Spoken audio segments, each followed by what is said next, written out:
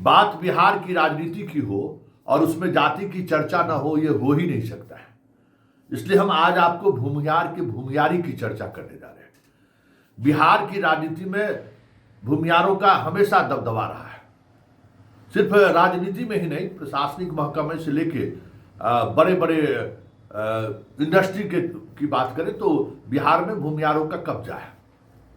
लेकिन हाल के दिनों में जब से भूमिहारों पर एनडीए का अंधभक्त होने का एक ठप्पा लगा, तब से उनकी राजनीति धीरे धीरे धीरे धीरे पतन की तरफ जाने लगा। मतलब धीरे धीरे उनके विधायक और एमपी की संख्या कम होती चली गई।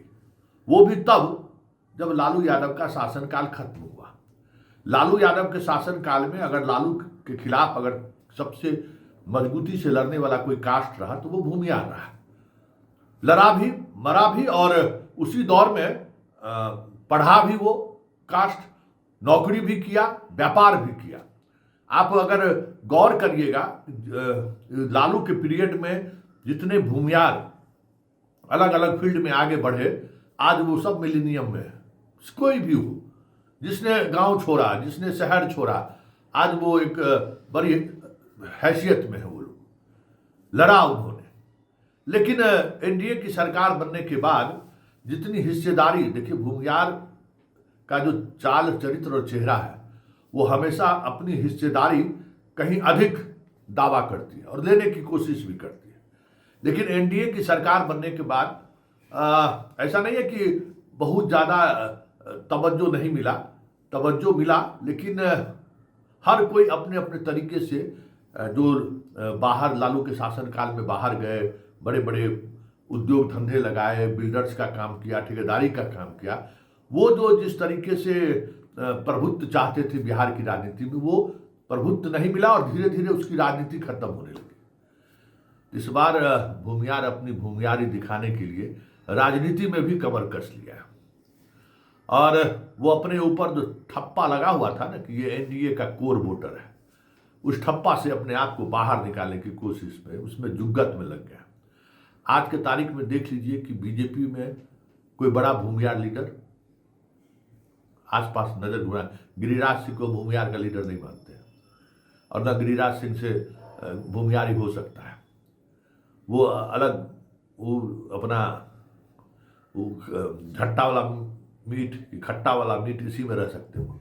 हाँ, भूमिहार की राजनीति करते थे सीपी ठाकुर। उस हैसियत की कोई भी लोग बीजेपी में नहीं है जो मजबूती के साथ कह सके कि ये सीट भूमिहारों को मिलना चाहिए। तो फिर भूमिहार करे तो करे क्या? तो भूमिहार वही कर रहा है जो भूमिहारी कहता है।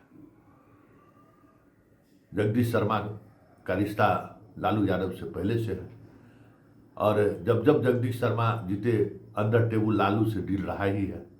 इस बार प्रत्यक्ष तौर पर राहुल आरजेडी को दामन थाम ही लिए। आज सूरजभान थाम रहे हैं, आज अरुण कुमार थाम रहे हैं। तो आप देखिए, अगर गौर करिए तो वो पॉलिटिकल पार्टी जो पार्टी आरजेडी को लेकर सबसे असहज रहा है, उसमें सबसे ज़्यादा भूमिहारों की एंट्री हो रही है। ये आप गौर करिएगा तो ये एक बड़ा बदलाव दिख रहा है, राजनीतिक बदलाव, जिसको आप भूमिहार की भूमिहारी कह सकते हैं। इस बार सभी पॉलिटिकल पार्टी में भूमिहारों का रिप्रेजेंटेशन बढ़ता हुआ दिख रहा है। इसकी वजह यह है कि वो अपने आप को उस ठप्पे से बाहर निकाला और उस ठप्पे से बाहर निकलते हुए अपने आप को सभी धाराओं में से जोड़ने की कोशिश की, जो किसी दौर में राजपूत का हुआ करता था। राजपूत बिहार की राजनीति में अपने उम्मीदवारी कायम रखने में इसलिए कामयाब रहा कि वो विचारधाराओं को लेकर एक खास तरीके का कमिटमेंट उसका रहा है और उस कमिटमेंट के सहारे वो सियासत करता रहा है। लेकिन इस बार उनका कमिटमेंट जो है इस बार फंस गया है, उनकी लॉयल्टी फंस गई है। आरजेडी भी तवज्जो नहीं दे रहा है, बीजेपी भी तवज्जो नहीं दे रहा है। मतलब अगर बिहार की राजनीति में देखें तो सबसे हाशिए पर राजपूत है, तो लाभ को तो कोई न कोई उठाएगा ही ना। तो लाभ उठाने के लिए भूमिहार ने कमर कस लिया है।